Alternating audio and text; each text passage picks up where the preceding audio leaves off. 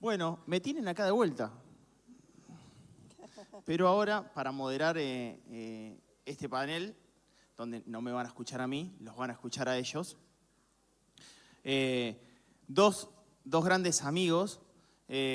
Gustavo es gran amigo, para que sepan quién es Gustavo para mí, un gran amigo que es prologuista de un libro mío. O sea, para que entiendan el nivel de amistad, marketing extraordinario, el lado oculto y futuro de los mercados. Voy a tomar un concepto después de su libro, que siempre lo tomo y lo voy a traer acá. Y Pilar, persona que hemos entrevistado, ustedes saben que yo estoy con Johnny Viale en radio. Hoy no fui porque estoy acá. Así que la hemos entrevistado varias veces. Y es una disruptiva en su mensaje. Y recién estábamos hablando que explica fácil lo difícil en el campo de la política. Bueno, voy a empezar por Pilar, preguntándote un poco qué estás viendo desde el campo de la política, desde el punto de vista de los gobiernos o los estados, cómo van legitimando su nivel de poder en el actual contexto de la democracia. ¿Cómo ves ese juego de roles? Bueno, buenos días a todos, encantada. Encantada de ser la mancha femenina entre tanto hombre, mujeres. La verdad, no, es una... Y si me perdonarán porque después de la poesía de la economía voy a la prosa de la política, que es lo mío. La economía no es lo mío. La pregunta que me haces yo creo que está en la clave del problema que tenemos hoy en el mundo. Quizá tenemos que hacernos esta pregunta. ¿Está en peligro la democracia? Es decir, la civilización moderna que nació con la Ilustración y el enciclopedismo, que derivó en la Carta de Derechos Humanos y en la Liga de Naciones, que creó las democracias liberales en el mundo, ¿esa civilización tiene riesgo? Mi teoría, junto con otras personas, muchas de ellas que han teorizado muy bien, es que sí. Y te voy a empezar no tanto por los gobiernos, porque al final los gobiernos son el reflejo de la grandeza o de la miseria de las sociedades. El problema lo tenemos en la crisis de valores de nuestras propias sociedades y en el quiebro en las democracias que ello hace. Te lo voy a poner con un ejemplo que quizá es un poco lejano. Cuando yo leí, hay una mujer, una feminista famosísima, que fue la gran teorizadora de la teoría de géneros, muy leída, muy referenciada, que es Judith Butler. El 7 de octubre dijo que lo que había pasado el 7 de octubre era un acto de resistencia. Y dijo también que no se creía lo de las violaciones, que tenía que verlo. Cuando yo leí esto pensé, estamos en el final de una estructura de valores que se ha quebrado de la peor manera. Si los grandes referentes de la izquierda o los grandes referentes de las causas globales llegan a la locura de considerar que una matanza brutal a miles de personas, a centenares de personas, una violación masiva de niños, mujeres, etcétera, una masacre de niños, un secuestro global, es un acto de resistencia, es que hemos roto completamente los valores universales. Y a partir de ahí empecé a preocuparme y entonces recordé algo, y con esto, porque si no, no habrá... Con esto pensé, ¿es nuevo esto? ¿Esto que está ocurriendo? De golpe, ¿cómo se pone en cuestión valores fundamentales en las universidades del mundo? En mi universidad, en Barcelona, en Estados Unidos, en Europa. ¿Cómo intelectuales de prestigio llegan a la barbaridad de considerar que una masacre tan brutal como esa es un acto de resistencia cuando hablamos del mal en estado puro? Entonces me acordé de Michel Foucault y de los grandes intelectuales de izquierdas de los años 60. Bendicieron la revolución de los ayatolás. De golpe, grandes líderes de la izquierda francesa veían a Khomeini como un libertador. Y tardaron mucho, de hecho algunos ni tan solo cambiaron de opinión. Por tanto, te digo que lo primero que pongo sobre la mesa en la crisis de los valores democráticos en el mundo es el quiebro de aquellos grupos ideológicos que habían defendido causas nobles y que ahora defienden causas nobles según la ideología. Ya no tienen víctimas depende. Si estás violado en Nigeria, eres una víctima. Si te han violado en Israel, no lo eres. y además imponen un pensamiento único que impide el debate. Hay más elementos para poner sobre la mesa, pero te dejo este de entrada. ¿Dónde están los intelectuales? ¿Dónde están las feministas? Ahora que he empezado con la broma de ser mujer. ¿Dónde están los grandes referentes para cuestionar los grandes temas del mundo? Ese aspecto ya ha fallado. También falla la política y falla el relato. Pero bueno, te lo dejo aquí de momento.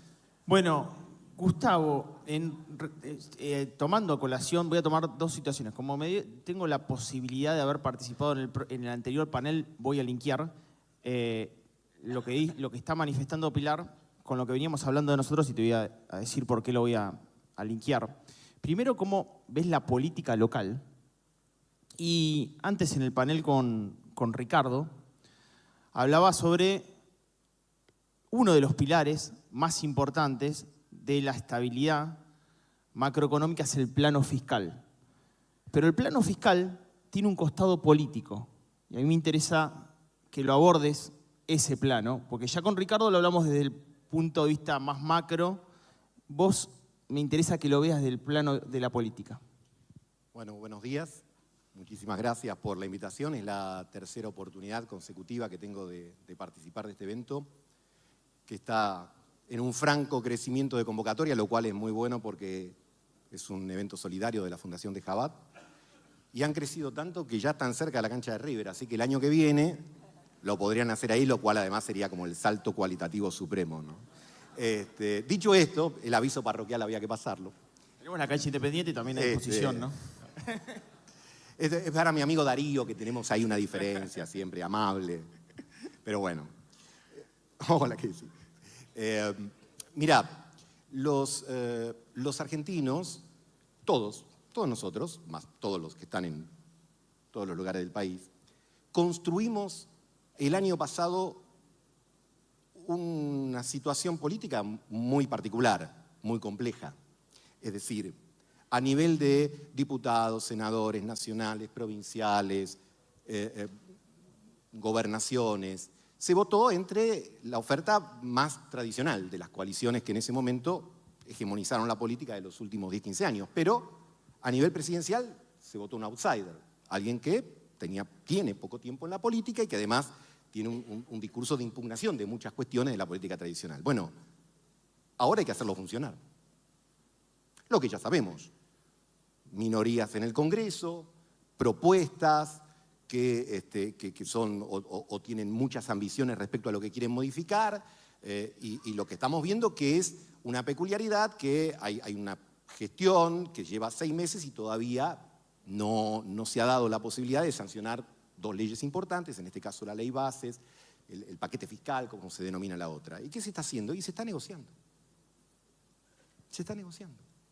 Y yo creo que esa es un poco por dónde va la situación. Digamos. Siempre cuando se parte de posiciones que son muy distintas hay que tratar de encontrar un medio. Y todos van a esgrimir, el Congreso dice, bueno, nosotros tenemos la legitimidad de los que nos votaron, y es absolutamente cierto, y el presidente tiene la legitimidad de quienes lo votaron en el 56%. O esa discusión va hasta el infinito en una cuestión teórica, o se resuelve de la manera que se supone que se tiene que resolver.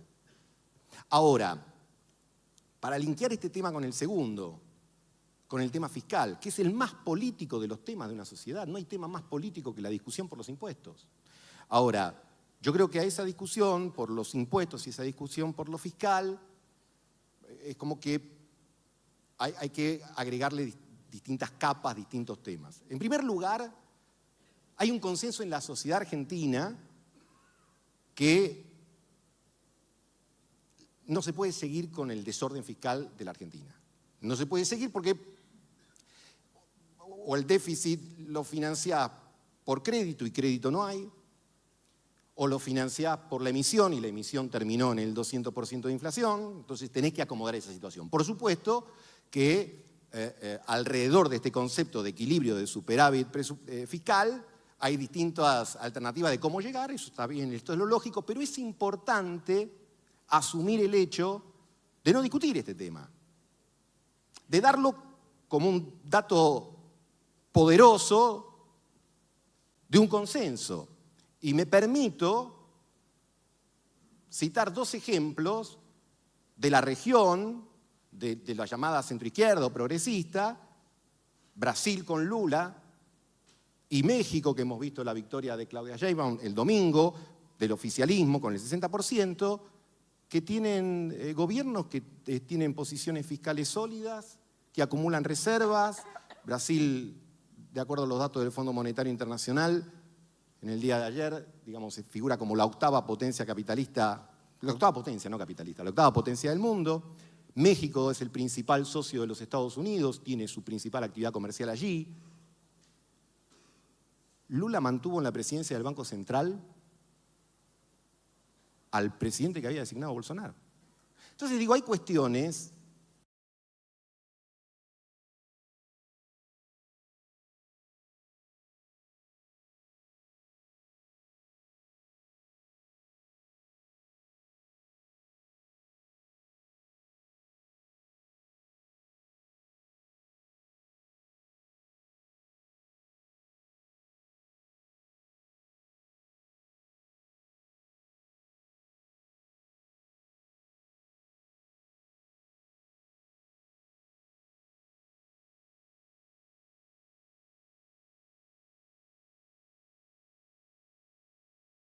y gestionado, etcétera, se pueda administrar sanamente una economía. Es decir, son las dos cosas, ¿no?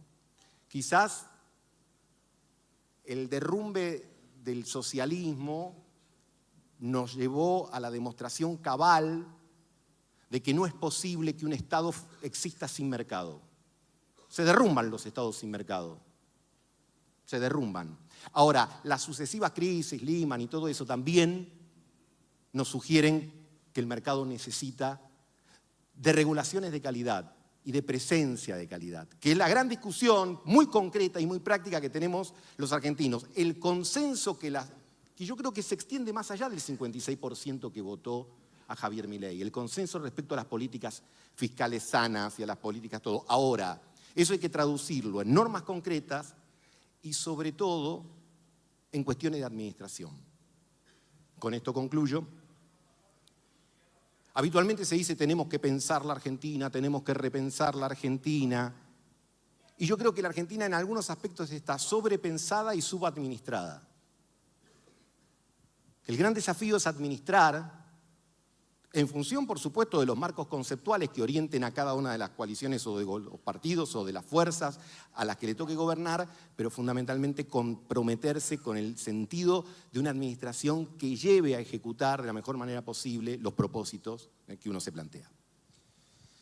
Tranquilo, un día a la mañana en mi oficina, tomando un café, me empiezan a llegar muchos mensajes de España. Amigos de Yo soy catalana. Barcelona, País Vasco, que tengo amigos, y Madrid. Dice, y Damián, ¿vos qué pensás de esto?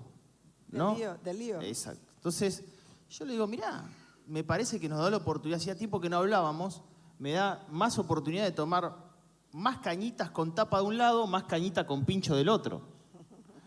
Porque no le veo mucho sentido. Pero te lo pregunto a vos, ¿qué hay detrás de eso? Uf, tenía ganas de tomar el hilo. Pero retomá y... Pero no te voy a responder a la pregunta, por supuesto. No, yo creo que esto es un gran montaje electoral de Pedro Sánchez. Y en este sentido, que además le sale bien. Pedro Sánchez es un gran trilero, juega con las bolitas. Y tiene ahora una campaña electoral, las europeas, donde quiere intentar ganar, porque el PP en principio parece que va primero. Y entonces Milei le salió de perlas. Pero hay que recordar que Pedro Sánchez estuvo provocando a Milei mucho antes. Ya hizo campaña en contra de Milei durante las elecciones, no envió a nadie en la investidura del presidente de Argentina, que ya fue un gesto feo, luego apareció por allí el bocachanclas de su ministro, bueno, no sé si la palabra la usan aquí, pero que es el bocazas, digamos, del ministro Puente diciendo barbaridades. Entonces Milei evidentemente pues dijo lo suyo, el otro lo tomó. La diferencia entre el presidente de Argentina y el de España es que el presidente de Argentina convirtió la pelea política en una cuestión entre políticos, pero no lo convirtió en una cuestión argentina. En cambio, Pedro Sánchez mezcló su lío político con España, los toros, el jamón, el flamenco y no sé qué más. Es decir, de golpe, Milei había insultado a todo, ¿no? Esa jugada de un poco de rey sol, de que yo soy el Estado, me han insultado a mí o me han atacado y atacan al Estado, creo que es una jugada política electoral pensada básicamente para victimizarse y liderar parte del discurso y del relato en España, ¿no? Él necesita adelgazar a Podemos por la izquierda y por tanto convertirse la víctima de Milei, le sube por ahí los votos y necesita también victimizarse por el lado derecho, ¿no? Por tanto, yo no le doy más importancia. A mí me parece una pelea de gallos que espero que no afecte la economía, porque al final la economía en eso creo que está por encima, y que va a durar lo que dura la campaña electoral. Después un día se van a encontrar y todo va a ser diferente. Desde luego yo creo... Habría sido mejor la respuesta de Macron cuando Bolsonaro se metió con su mujer, ¿no? Que fue más elegante. Sánchez yo creo que utilizó este tema como utiliza el tema de la kefía palestina, tiene que ver con elecciones. Quería apuntarme un poquito al hilo que planteaba. Sumar lo que decía Gustavo Marangoni. Claro, yo desde mi mirada más política y por supuesto en absoluto económica, porque no es mi terreno, yo creo que el problema es que el mercado puede vivir sin democracia. Y donde yo estoy preocupada es en la estabilidad democrática. Tal como veo el mundo en general, las democracias no están ganando. Esa civilización que creó democracias liberales está enormemente herida. Tenemos una crisis existencial en Estados Unidos como nunca la habíamos tenido. Tenemos un naufragio en Europa como nunca lo habíamos tenido. ¿Qué les cuento del continente latinoamericano? Que, por cierto, para mi sorpresa, de golpe, Argentina se ha convertido en lo más confiable, pero hasta hace 2 días no lo era. Tenemos un problema enorme con todo el eje bolivariano, con la invasión y la introducción de agentes iraníes en todo el continente, con la influencia que ello tiene, con el papel de algunas de las dictaduras del petrodólar alimentando el relato islámico más radical en universidades de todo el mundo y financiándolo. Todo esto está pasando. Tenemos una Rusia capaz de hacer lo que quiera con total impunidad porque tiene apoyo de China, de Irán y Corea del Norte. Tenemos Corea del Norte que estaba desaparecida, estaba en el espacio sideral, de golpe reforzada en alianzas con China, con Rusia y con Irán. Tenemos un Irán desestabilizando todo el continente, toda la región de Medio Oriente. El gran problema es Irán. Desde luego el 7 de octubre sin Irán no pasa. De manera que, porque al final Hamas es un proxy de Irán, como lo es Hezbollah, etc. Con lo cual, desde luego, ustedes sabrán mejor cómo articular la economía. Pero yo, como persona vinculada directamente a los ideales de lo que llamamos democracia liberal y a los ideales de la Ilustración, pasada, por supuesto, por la Carta de Derechos Humanos, estoy muy preocupada por lo que está ocurriendo en el mundo y no soy la única. Manuel Todt acaba de hacer un libro hablando de la destrucción de la democracia. Es decir, lo que a mí me parece que está intelectuando en contra de las instituciones fuertes, y de ahí que salgan outsiders, quizá porque las instituciones están muy quemadas, tiene que ver, por un lado, con que las dictaduras funcionan bien.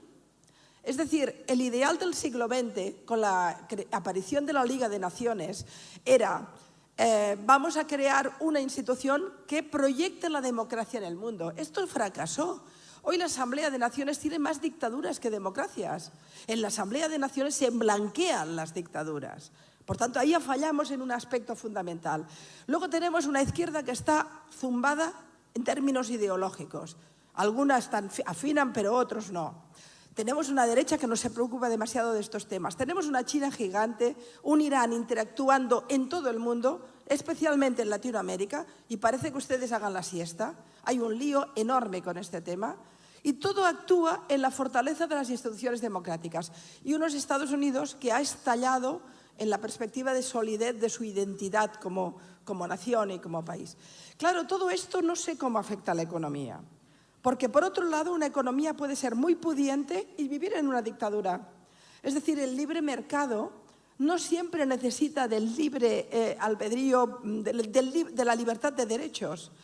Y a mí me parece que ustedes en un foro económico tienen que hablar de lo que tienen que hablar. Aquí soy la outsider yo. Pero todos los que se mueven en el terreno de la economía tengan en cuenta que estamos en un momento muy crítico en la defensa de las instituciones democráticas. ¿Por qué? Porque las hemos corrompido con corrupción. Aquí en Argentina ustedes han tenido una situación de mucho descrédito vinculado a un tema de corrupción sistémica. Tenemos un problema con el periodismo. Hoy estamos más informados, pero peor informados. La información masiva no significa buena información.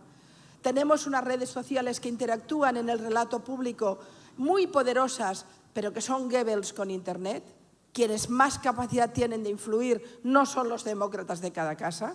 Los dos influencers en Twitter más importantes del mundo son dos líderes yihadistas. Tenemos el lío del islamismo radical, que tampoco lo vemos, no nos preocupa, como ahora lo tenemos en el Sahel, pero tenemos 3 países, Burkina Faso, Mali y Níger, donde se han instalado franquicias de Al-Qaeda y se han instalado el Estado Islámico, el Daesh, dominando una parte sustancial en estos momentos de Mali, donde quieren formar otro califato como el que formaron en Mosul, que esto nos va a estallar en la cara un día de estos. Y lo que yo veo, y por eso, quizá por eso me llevo el tema para acá,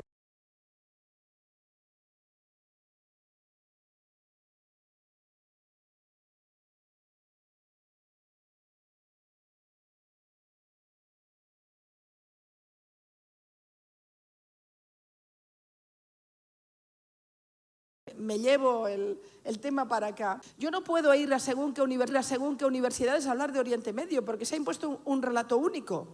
Y si lo rompes de golpe te conviertes en genocida o asesino, yo qué sé qué. Y si hablas del Islam radical, te conviertes en islamófobo. Yo he luchado por las mujeres iraníes.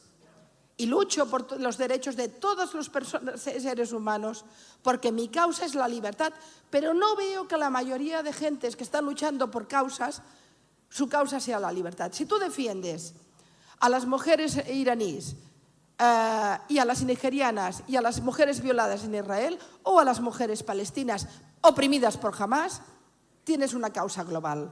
Pero si tú solo defiendes a unas mujeres concretas, esa causa es parcial, está fragmentada y no tiene que ver con la libertad, es ideológica. Y remato. No, gracias. No, lo digo porque es muy importante, es decir, miren, los movimientos afroamericanos de lucha contra el racismo en las épocas de Martin Luther King iban de la mano de las entidades judías que lucharon contra el racismo con los ciudadanos negros. Hoy el Black Lives Matter es antisemita. Es decir, incluso el concepto tan sustancial como es el racismo, en lugar de ser una causa global, depende de quién, si es un judío o no. Es decir, si es una mujer israelí, no. Si hablas del Islam no se puede hablar porque eres islamófobo. Pero si la islamofobia son los dictadores brutales que los oprimen, no quienes defendemos la libertad de sus gentes, porque las mujeres iraníes son mis hermanas. Y las mujeres israelíes violadas son mis hermanas. Ahí morimos también todos. Y las mujeres palestinas oprimidas son mis hermanas. Hay una única causa, pero hoy, en el mundo intelectual, en el mundo universitario y en mucho de la prensa, hay cosas parciales, ideologizadas. Y acuso directamente a la izquierda de pervertir ese concepto global, esa causa universal. Hoy no existe.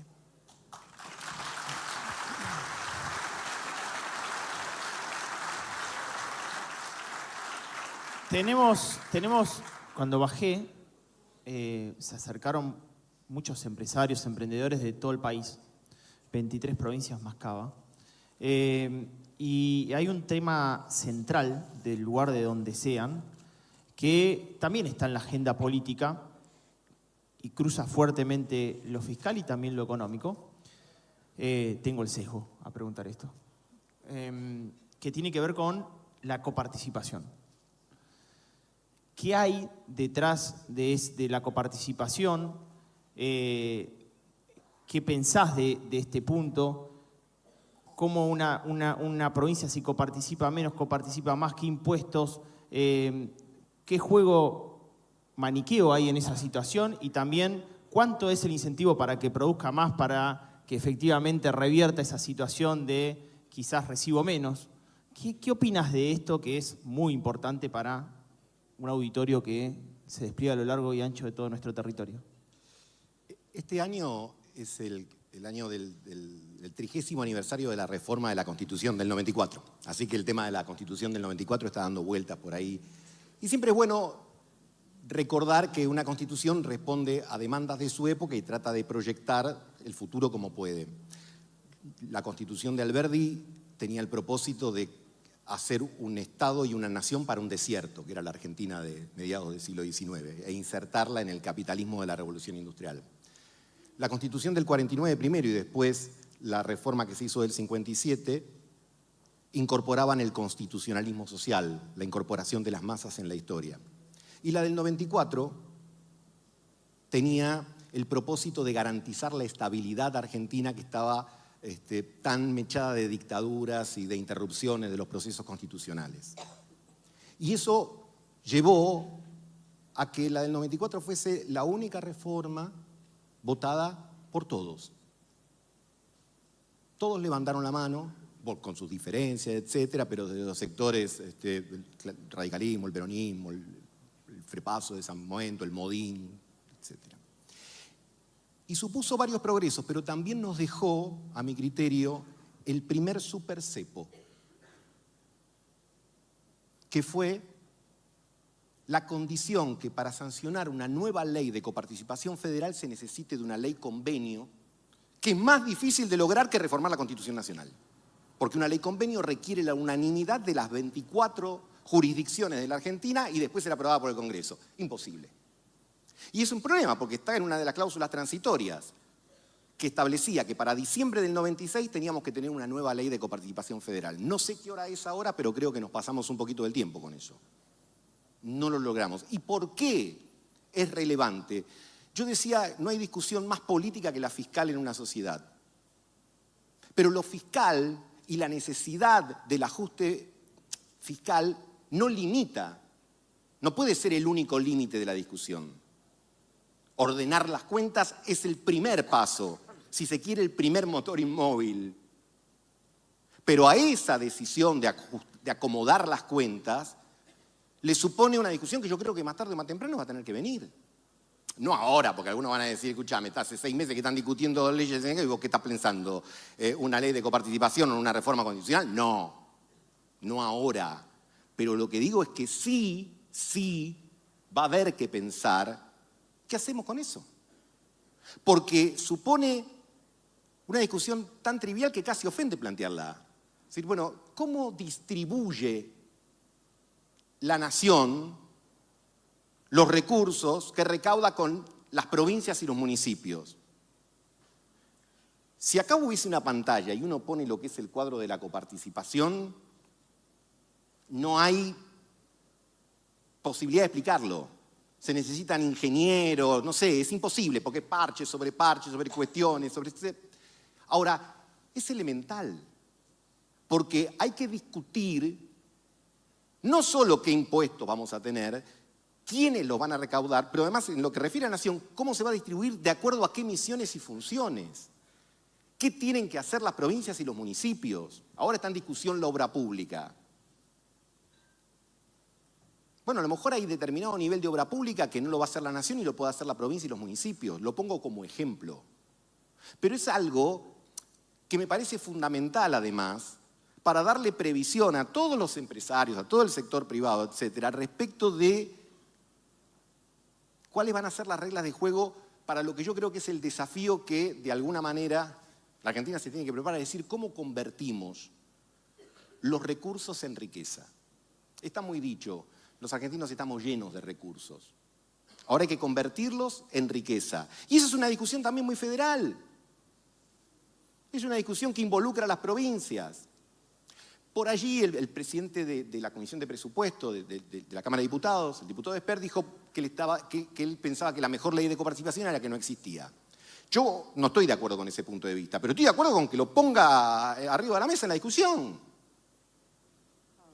No estoy de acuerdo, ¿por qué? Porque creo que también la política y la democracia tiene que incorporar y acá en el espacio de la Argentina hablo puntualmente, dos cuestiones que son elementales, que es la geografía y la demografía. 3/4 partes del Producto Bruto de la Argentina lo generan 5 distritos. 1/3 lo generan los otros 19. Y el 33% de la población argentina, caso único en el mundo en términos relativos, no absolutos, por supuesto, vive en el 0,5 del territorio nacional, el famoso AMBA. Bueno, algo tenemos que hacer con eso. Tenemos que tener un sistema de coparticipación que incorpore con más sensatez y sin parche, como tenemos ahora, los dos criterios, el devolutivo y el solidario. Ahora, eso engancha también con la necesidad de fomentar inversiones. Se está discutiendo, y me parece muy bien que se discuta el tema de la RIGI. De paréntesis, no sé por qué le dicen RIGI, debe ser un homenaje al exministro, pero para mí es RIGI. Digamos, el sistema de grandes inversiones, que yo creo que es mejorable y que se está discutiendo en ese sentido, pero creo que es muy importante porque también hace al tema federal.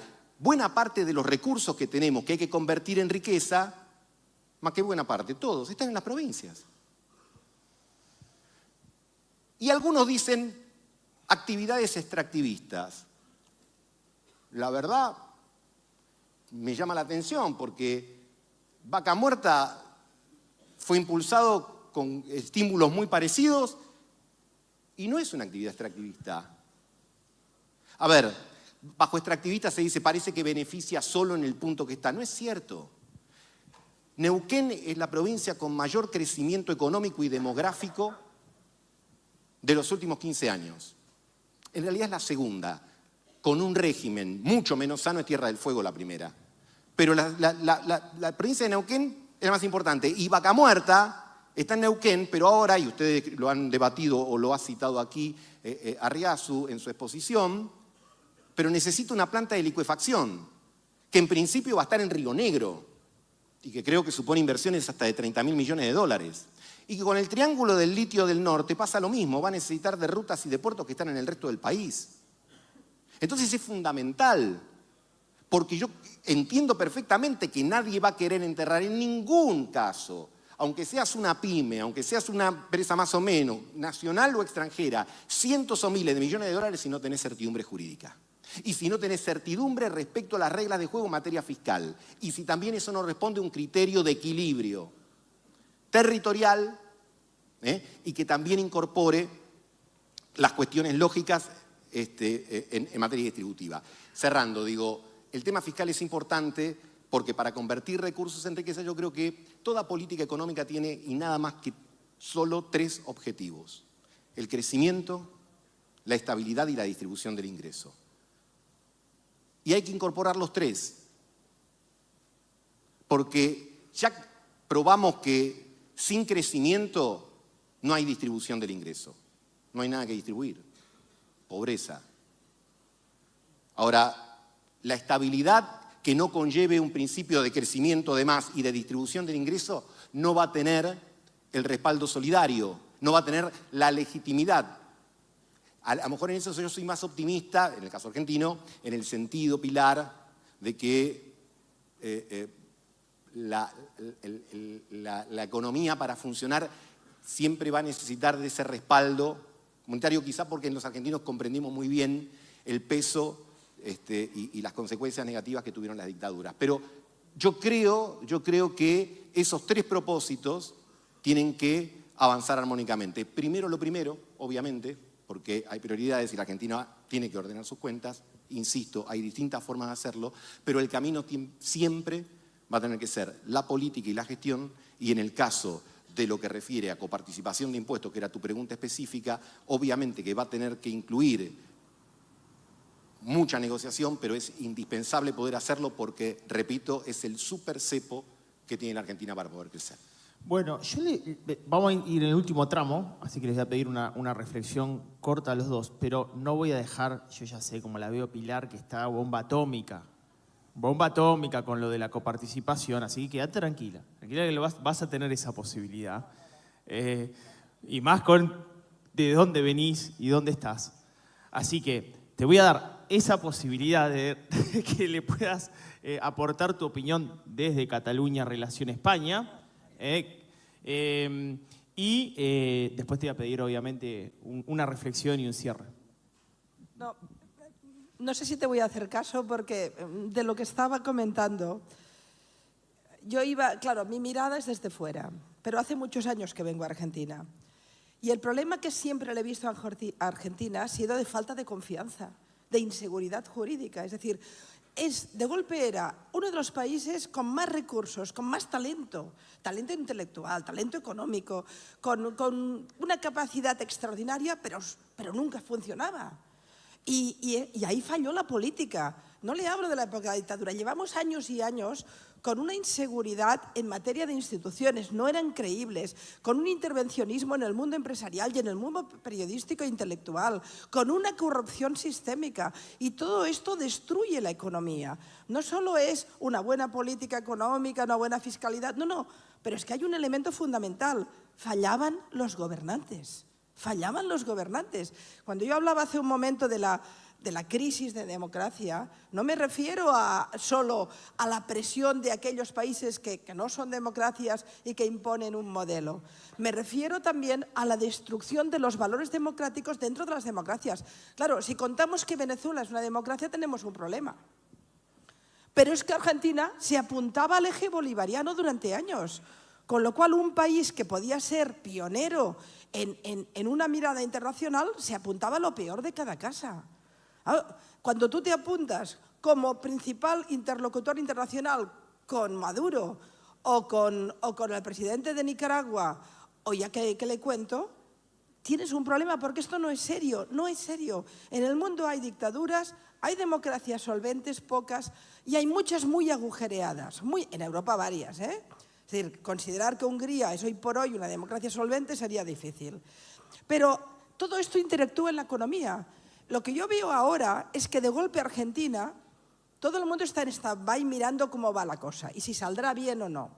Pero alguien puso un golpe en la mesa y dijo, voy a intentar arreglarlo. Hacía mucho que no pasaba. Y de golpe Argentina empieza a ser un país interesante. En lo económico veremos, pero lo parece. En lo jurídico parece que va a tener más estabilidad. Y en geopolítica se sitúa en el lugar del mundo que corresponde. Porque a quién se le ocurre, no sé, si yo fuera colombiano, imaginar que mi aliado es Irán, es que me hago de otra cosa. Me bajo de ese barco. Y Argentina durante mucho tiempo estuvo en un lugar equivocado del mundo. No sé si ahora está en el lugar adecuado, pero lo parece más. Y hago la abstracción de quién gobierna o de quién no gobierna. Es igual. De golpe el país ha movido el paradigma, tanto en lo económico, porque quiere sanear la economía, lo cual, la economía pública, lo cual es fundamental. Quiere restituir el prestigio institucional, que era fundamental porque ustedes lo habían perdido. Y quiere, sobre todo, también tener un papel en el mundo que, oye, ¿cuántos años hacía que un argentino no estaba en el Time, en la portada del Time? Dirán, bueno, es la portada del Time. Es la portada del Time. Quiere decir que Argentina, permíteme que lo diga como extranjera, se ha situado. No sé si al final esto acabará bien, no lo sé. Y desde luego estamos muy lejos de saberlo. Pero se ha situado, no estaba. Y no había una seguridad jurídica a la hora de invertir. Yo me muevo mucho con empresarios que decían, bueno, Argentina, y ahora lo miran de otra manera, algo está pasando interesante. Luego habrá que hacer las políticas adecuadas, ustedes sabrán más que yo. Pero políticamente hablando, ha pasado algo importante que ha vuelto a situar a Argentina en los lugares interesantes del mundo. Y además tiene voz, tiene papel, tiene algún papel. ¿Por qué no han tenido papel hasta ahora? Pero si es un país enorme, enormemente fuerte, importante, con un talento. Nosotros exportamos talento argentino en cantidad de veces en la historia, pero no cuajaba en la política. Quizá lo diré de una manera un poco provocadora, pero son una gente extraordinaria equivocándose permanentemente de políticos. Perdonen. Y lo cual no significa que no pase lo mismo en España, ¿eh? Que decir, no. Puedo criticar aquí, pero si voy para allá, en fin, ¿qué les cuento? Pero quiero decir que al final, desde luego en un foro económico, ustedes tienen que aterrizar en lo concreto y a mí me corresponde ahí mirar y observar y callar. Pero desde la perspectiva política yo les sitúo que en el mundo global tenemos un problema con la democracia y con la fortaleza de las instituciones. En el mundo del relato tenemos un lío extraordinario. Tenemos un mundo periodístico cada vez más mal informado. Tenemos una seducción de nuestra gente joven en teorías y en pensamiento único vinculadas a consignas ideológicas. No tenemos ciudadanos, tenemos pueblo. Ah, el pueblo. El pueblo no me gusta nada. A mí me gusta la ciudadanía, gente pensante, ciudadanos libres, críticos, que toman decisiones críticas. Cuando un político te habla del pueblo, no te confíes. Es la ciudadanía. Todo esto hay que volver a reactivarlo porque yo no estoy convencida de que vayamos bien, como mundo global. Y en ese mundo global, una democracia, una república como Argentina, tiene su papel, tiene su voz y tiene su importancia. Actívenlo, muévanse.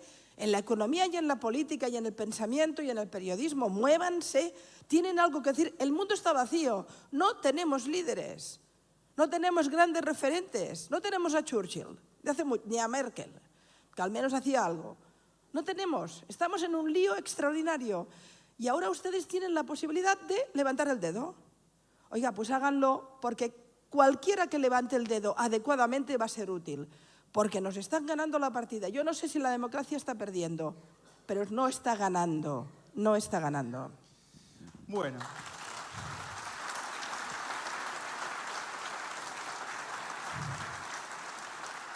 En el reloj de arena, la organización me dice que ha caído el último granito.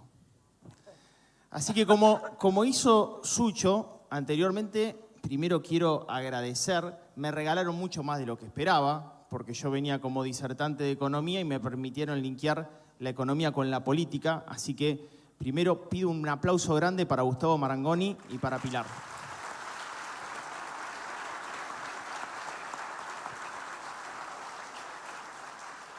Y como hizo Sucho, lo voy a replicar, voy a tener el monopolio del final de dar un cierre en relación a lo que escuché de ambos. Y voy a citar, como hice anteriormente, una reflexión. Hay un novelista satírico norteamericano que se llama Chuck Palahniuk. ¿Lo leyeron? ¿No? Recomiendo. Chuck Palahniuk. ¿Lo leyeron? Hay una novela que se llama Asfixia. Muy interesante. Y en un párrafo de esa novela, él dice, hay un fenómeno opuesto al déjà vu. Lo llaman jamais vu. Es cuando uno se encuentra con la misma gente en el mismo lugar, pero todo es diferente, todo es distinto.